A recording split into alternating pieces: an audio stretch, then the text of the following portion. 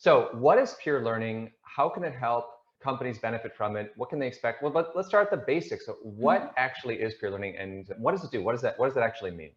Yeah, so to be honest, is one of my favorite topics because it relates to social learning. And I think it can help us as L&D so much, like in our professional journeys, right?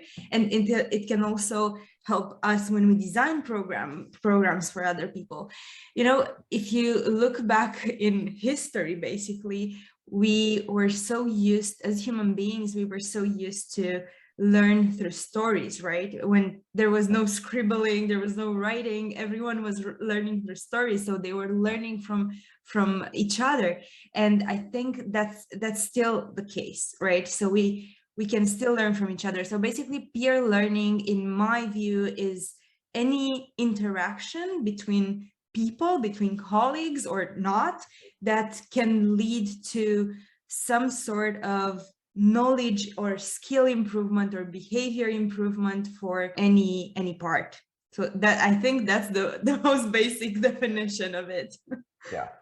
Working together to collaborate or teach a certain subject or even just discuss Yes. this particular topic works. Yes, exactly. Yeah, and that's a very good point. So I think Yeah. actually peer learning happens even when it's not about learning, right? Mhm.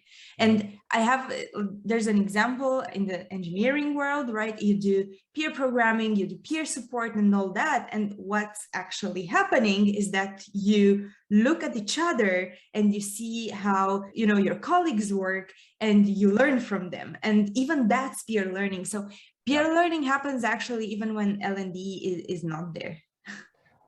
Yeah, I mean, pretty much every case, learning from just a friend asking you to, how to do Mhm. something. I mean, it's almost always present, but you can even take it further to really harness more benefits of Mhm. peer learning or structure it in a way that, especially within a company case, that it's able to help. Especially you see that a lot with, for example, in pair programming. You're working together on a particular, a program or a project. We see that with technical teams a lot.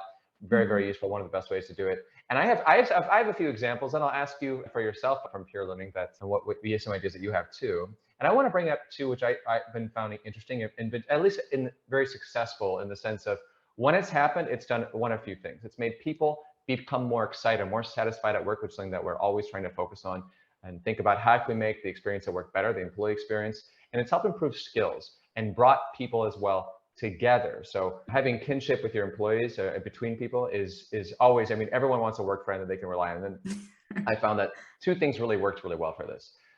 And I want to know what you think. So the first one was, you probably have done this, learning lunches. I really do love these. These are sitting down, and we do it in a kind of an informal way at Evidential, actually. So we started Nice. implementing yeah, which someone will pick a topic and then we'll have a lunch together for an hour. It's normally, as you're just sitting down and talking about it, but the person Mhm. will then just either sit down, they can present. Some people have done presentations before, which is great if you want to formalize it, but just having someone talk about something that they know or talk about Mhm. a topic on how something is done, especially if you relate it to like what you're doing at work, or maybe it's the product at work or what you're working on, and saying, oh, this is actually how it happens, or the different mechanics behind it, and having the people actually ask questions that are sitting there. How do you do this? What do you mean this? And are inquisitive. We found that is one of the best ways to, especially Mhm.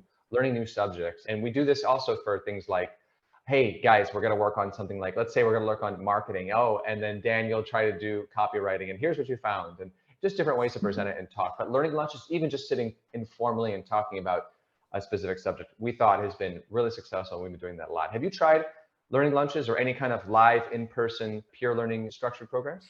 Yes, so actually I have an example that's not my own, that's similar to Fantastic. yours. My best friend, she's a CMO, and together with her team, like every now and then what they do is each of the individuals in the team has to analyze a competitor, and they have to present all the data that they learned about the competitor to the team, and they call, like, that's a lunch and learn for them, right? So Ah, it's really nice how they tied learning, because you learn how to analyze. Actually, you learn how to look at competitors, you learn how to present and all that, with something that's very business related at the end of the day, because it's important to look at your competitors and what they do. So I really like that example. And I have an example of my own. I've been a part of some peer groups. We call them masterminds in Offbeat, and every 2 weeks in one and every month in the other one, we meet and we use this framework called intervision, when basically each of us comes to the table, to the spotlight, and presents a challenge, and everyone else has to give advice or talk from their experience, how they would solve them. So it's basically just brainstorming around a challenge, and you get so many perspectives, and you need zero budget for that, which I think it's really awesome. And I've been praising that framework so much that in my previous company, they've adopted it for different teams. And one of the teams, it was amazing for me, because they said it's the most similar thing to working live, because they were remote at that point, that they've experienced in 2 years, because everyone was so engaged and they were talking and they were sharing knowledge. So yeah, these are the two examples that come to mind, but obviously there are more of them. I actually dive into that a little bit more about what you're doing at Offbeat and your program, actually. Can you talk a little bit more about how that works and kind of more what you're doing with the people that you're working with, and really, actually, it'd be cool also the benefits, how engaged, how much more engaged, and why you're even instituting it. Why does it work so well? Tell me about it. I think, why does it work so well? That's a big question. I think first, because everyone's involved, right? So there's no one person that holds the knowledge and everyone else has to listen, right? So I think that's a bit of psychological safety, because we're all on the same table. We might know or might not know the different, the things we're sharing. So it's just about psychological safety and everyone being kind of at the same level. Because so in a training, for example, when there's a trainer or a facilitator or whatever, it's not something you do consciously, but you put those people on a higher, step, and you look at them in a certain way, and you might not, you might hold back from sharing knowledge, because you fear you look, I don't know, stupid, or you're asking,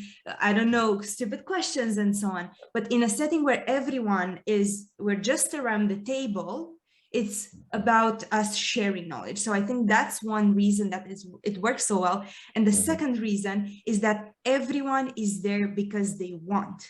So even at Offbeat, our two masterminds, the first one formed because someone in the community actually said, oh, I miss the way we were meeting in our program and so on. So I would like to have a small group to meet with. So we did nothing about that. We didn't say, you have to be there.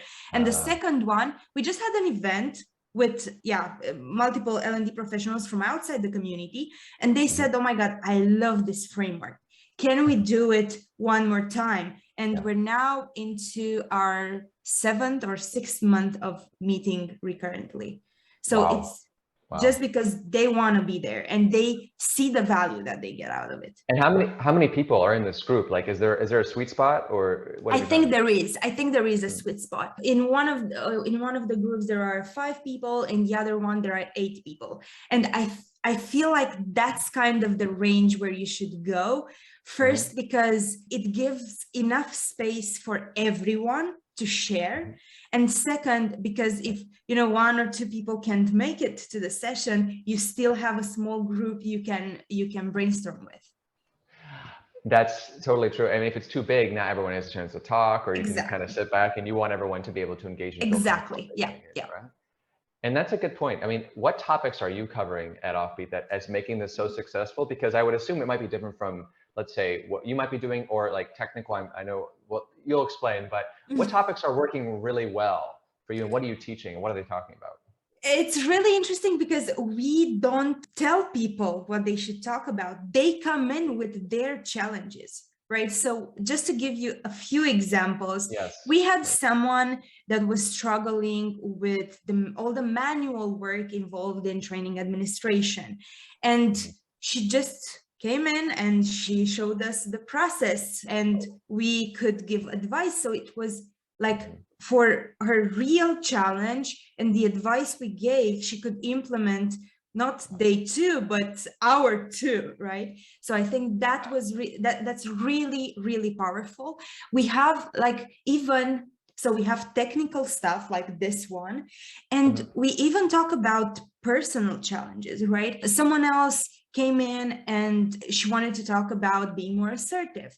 So we just gave her the space to do that. We asked questions. So everything, it's about what people want, and it's not about what we think they might want to talk about, right? Okay, they're bringing in, but it is on a particular subject though, right? Are these people, L&D people? What kind of people are in the program? Yes, we are L&D professionals at the end of the Yeah. day in Offbit. So most of them L&D professionals and people experience professionals. So these two, yeah. Got it. Okay. Excellent. Yes. You said a framework that actually just popped up in my mind. What's the name of the framework, or is there a framework, or something that you created at Offbeat that you're not it's a framework. It's a framework, actually. Yeah. Okay. It's either intervision or co-development. It's known as both of them. Yeah. Interesting. Okay, cool. I also want to talk to live is fantastic. When you can do it and people are coming, it's amazing. It's arguably one of the best ways to transfer knowledge, and for us, it definitely was. Especially if you can do it in person, even the best. But if you can do it remotely, it's also the best. It's also fantastic. But I also want to talk about some async ones, because with companies that are very large, or maybe or remote, or maybe have different time zones, async can be really difficult to do peer learning. And so I wanted to share kind of one idea that we've had and success on, especially when it comes down to learning our particular topic. And I want to know what you think. So what we've been doing is, when someone, let's say a team or individual, wants to learn a particular skill, like let's say they want to learn about time management. On Ninja, what we have is we'll have what we call learning paths. So everyone knows learning paths at this point, but it's a sequence of different, let's say, content pieces that will teach this particular skill. And what we found that has been working very well from the social component, which is a very important part of learning, is that when everyone who's going through these learning paths together, at the bottom we have this thing called starting discussions, where anybody who's on the path can ask a question about what do they experience, what do they think, and start kind of a discussion. And then what happens is everybody who's on that path as well gets an email. So asynchronously, when they want, that says, hey, this person asked this question. So trainers from the company will come in and answer the question, or other people working on it answer the question, or upvote it, almost like it's like a form somewhere. And we found that's been a really good database, not just for external learning like skills, but also for internal, like onboarding. You can see, who's saying what, and it all becomes an FAQ. What do you think about that? And then what else have you found that asynchronously has been really useful? Yeah, that's really, really great, to be honest. Like, the feature is amazing, just because it stops being just about myself going through a path, which, learning on your own can work for some, but it's lonely for others. So I think it's just an enhancement of the learning experience, which is really, really great. What I've seen, and again, what we're doing at Offbit, it's funny. Actually, multiple communities do it, and we just borrowed it from them. We prompt people with a question, also that we know it's important to the community, and we tag some of them, and we just start conversations around that. So we have Monday Wonder, that's how it's called. We have a nice visual for it, and we ask different questions. For example, just because right now when we talk, we are facing a recession, and we were really curious, and we received some questions from other L&Ds, like how does that affect L&D budgets? So we just prompted the question, and everyone started answering, and it does foster the sense of belonging. I'm not alone. We're in this together. We can find different ways of dealing with this, which is great. Fantastic. And is this publicly available, or is it something that's on? No. It's on Offbeat, right? It's in our private community. Yeah. Okay, I was going to say maybe we can link to something something similar. I know that on your LinkedIn you ask a lot of questions, get a lot of response, a lot of engagement. So it definitely works. So what we'll do is also link some some additional peer learning, or what we see on LinkedIn all the time, actually, from people like yourself, that we'll link that too. So if you click on it, you'll be able to see, what Lavinia's done that you might be able to do or implement as well in your own company. Which actually brings me to the next big one, which is we see the benefits. It's obviously really, really great. We've seen a few things. We're seeing, psychological safety, where skill improvement, it makes you more satisfied at work. It's a really good thing to try. But for a team who wants to try it, how would someone, an L&D people team, start? And let's talk about maybe something that after watching the interview they can start tomorrow, or think about the next 2 hours, like, oh, this is an easy one, it's an easy win, or at least easy to set up, or at least pilot. And if you have ideas, in like 2 cases I would like to give you. First one is, let's say it's a people team that have maybe 1 or 2 people. It's, a company of 100 plus, 100, 200 plus, have nothing in place, starting from scratch. And they're looking to get everybody on board. And then we'll also take a look at one that's maybe a little bit more developed, maybe 1,000 plus, with maybe a larger L&D team, more resources. So how would we start peer learning? Let's start with that, with the smaller 100 plus team.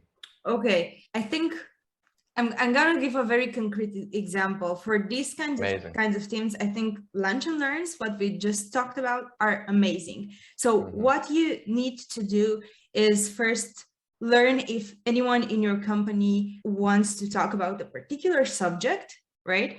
And then just send those invites, do some pretty visuals, like take care of the marketing as well. It doesn't take that long, to be honest. So just to attract people and spark their curiosity, right? So there's something that I wanted to say here, is that I know that in Inential you have an amazing learning needs assessment process, right? Correct me if I'm wrong. That's correct. Where you also you ask people like what type of knowledge they have, right? So if you have something like that in your organization, you can just gather data from there, right? So you might already know what people want to share, and you might already know what people want to learn. So just build on top of that. And again, it's so simple. You don't even have to set a recurrency at first. I wouldn't do that. It's just, let's see how this goes, right? Set on a Monday at lunch, meet everyone, take care of the experience, do follow-ups. But yeah, this is the simplest thing you can do for such a small team. For learning, so learning lunch should be the first one, and maybe even within your own team, or with like one team, you can try setting it up just as a pilot. And we'll give also some additional details below on how you can actually set up a learning lunch. But it's actually pretty simple, and like you said, starting with that learning needs analysis, or understanding where everyone's at in the first place, really sets up for success on where you should be going next. Okay, fantastic for smaller teams. Learning lunch is a great place to start, and you can already see if it works, you can then expand out, and you can say, oh, look at these results, we can move. But what about also for maybe more mature companies, let's say 1,000 plus, 2,000 plus, maybe more enterprise, they have a team, maybe they've tried things in the past, but nothing was really sticking. Is there anything as well from at this level of scale, where maybe it's international, or it's maybe more difficult to, let's say, from a people team position, coordinate a learning lunch? Maybe it's just too hard. Anything that you found has worked, or they could try or start with? Yeah, so I think what might be harder for teams that maybe work in different time zones, that's one thing. And it's really hard to coordinate everyone to meet. It's not impossible. So I would still keep in mind that intervision framework I mentioned previously. But then if gathering people it's hard, why not do one-to-one things, right? So you can think about setting up a mentorship program. And it doesn't, again, I'm a big fan of prototyping. It doesn't have to be for everyone at the same time. You don't have to start with this huge mentorship program, but rather you can just think of a particular team, and you can ask some people, would you like to share your knowledge with more junior people, for example, that are in your team or outside your team and would be interested in coming to your team, right?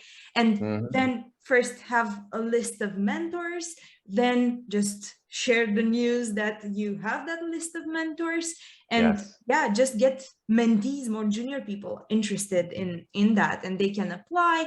And then obviously be very, very careful at how you match people yeah, that also sets up the program for success. Yeah, and even getting started too, just to add on to that as well, to even just figure it out, is there any interest there? You could just conduct a simple free survey. You don't even have to even go wilder than that. I mean, an email to a select a group. Hey, we want to try this. Is anybody interested? We want to share their knowledge. We're thinking about setting this up.